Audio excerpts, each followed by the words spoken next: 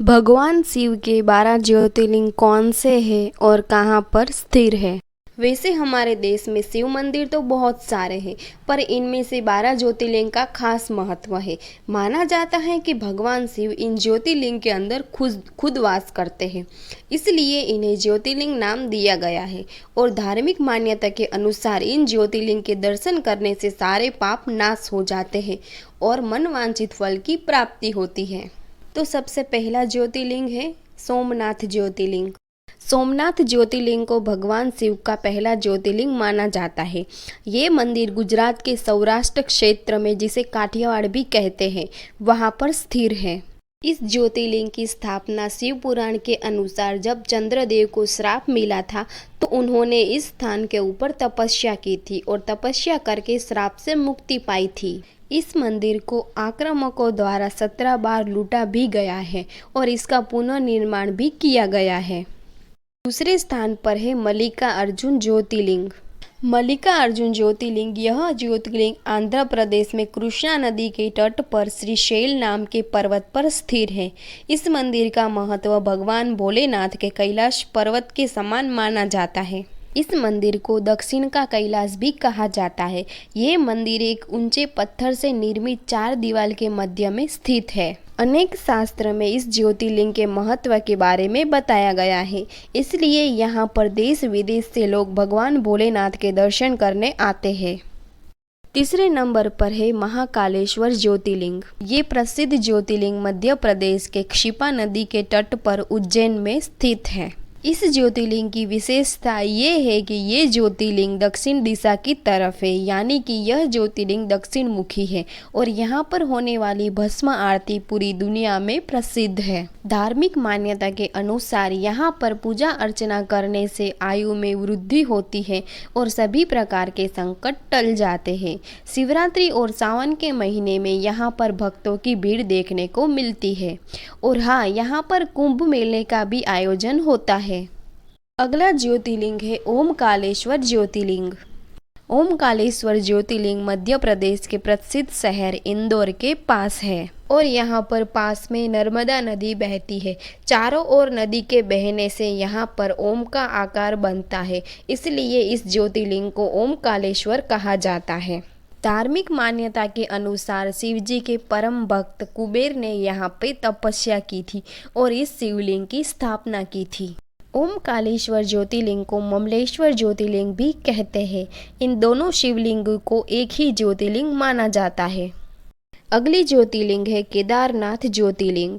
केदारनाथ ज्योतिर्लिंग भोलेनाथ का यह प्रसिद्ध ज्योतिर्लिंग हिमालय की गोद में उत्तराखंड राज्य में स्थित है। ये मंदिर समुद्र तल से 3200 मीटर की ऊंचाई पर स्थित है। यह एक ऐसा ज्योतिर्लिंग है और एक ऐसा मंदिर है जहाँ के मंदिर के द्वार 6 महीने चालू होते हैं और 6 महीने बंद होते हैं।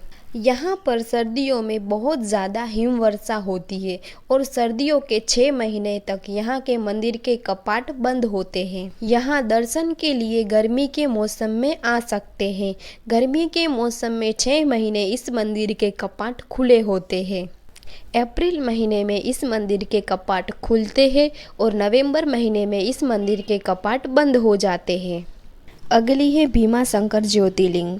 भीमाशंकर ज्योतिर्लिंग महाराष्ट्र के पुणे जिले में सह्याद्री नामक पर्वत पर स्थिर है। यह मंदिर मोटेश्वर महादेव के नाम से भी प्रसिद्ध है और यहाँ से भीमा नदी भी निकलती है।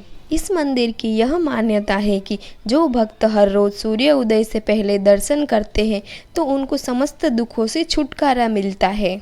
अगली है विश्वनाथ ज्योतिर्लिंग। विश्वनाथ ज्योतिर्लिंग उत्तर प्रदेश के काशी में स्थित है। विश्वनाथ ज्योतिर्लिंग को सप्तम ज्योतिर्लिंग भी कहा जाता है और इस मंदिर की बहुत सारी मान्यता है और साल भर यहाँ भक्तों की भीड़ लगी रहती है और काशी का स्थान भी सबसे अधिक माना जाता है और काशी नगरी स्वयं भगवान शिव ने ही तो बसाई है। अगले स्थान पर है त्र्यंबकेश्वर ज्योतिर्लिंग। त्र्यंबकेश्वर ज्योतिर्लिंग महाराष्ट्र राज्य के गोदावरी नदी के किनारे नासिक जिले में स्थित है। भोलेनाथ का एक नाम त्र्यंबकेश्वर भी है। यह मंदिर पूर्णतः भगवान भोलेनाथ को समर्पित है। भगवान शिव को गौतम ऋषि और गोदावरी नदी के आग्रह पर यहाँ पे रुकना पड़ा। अगली ज्योतिर्लिंग है वैद्यनाथ ज्योतिर्लिंग। वैद्यनाथ ज्योतिर्लिंग झारखंड राज्य के संथाल परगन के जनपद में स्थित है। वैद्यनाथ ज्योतिर्लिंग को वैद्यनाथ धाम से भी जाना जाता है। माना जाता है कि ये 9वां शिवलिंग है, इसलिए यहाँ पर भक्तों की भीड़ साल भर लगी रहती है। माना जाता है कि भोलेनाथ यहाँ पे आने वाले सभी भक्तों की मनोकामना को पूर्ण करते हैं, इसलिए इस शिवलिंग को कामना लिंग भी कहते हैं। अगली है नागेश्वर ज्योतिर्लिंग। नागेश्वर ज्योतिर्लिंग गुजरात के वडोदरा क्षेत्र के गोमती द्वारका के पास स्थिर है। इस स्थान को दारुका वन से भी जाना जाता है। सावन के महीने में इस प्राचीन नागेश्वर शिव मंदिर में समर्पित शिवलिंग की एक साथ पूजा अर्चना का विशेष महत्व है। मंदिर में इन अद्भुत शिवलिंगों के दर्शन एवं पूजा के लिए दूर दूर से श्रद्धालु आते हैं। सावन के सोमवार को यहाँ पे खास भीड़ लगी रहती है। अगली ज्योतिर्लिंग है रामेश्वर ज्योतिर्लिंग। रामेश्वर ज्योतिर्लिंग ये ज्योतिर्लिंग तमिलनाडु के रामनाथपुरम जिले में पड़ता है। यहाँ पर समुद्र के तट पे भोलेनाथ का विशाल मंदिर है। यह मंदिर हिंदुओं के 4 धामों में से एक है। यह मंदिर मन्नार की खाड़ी के पास स्थिर है और राम भगवान का भी एक प्रसिद्ध मंदिर यहाँ पे है।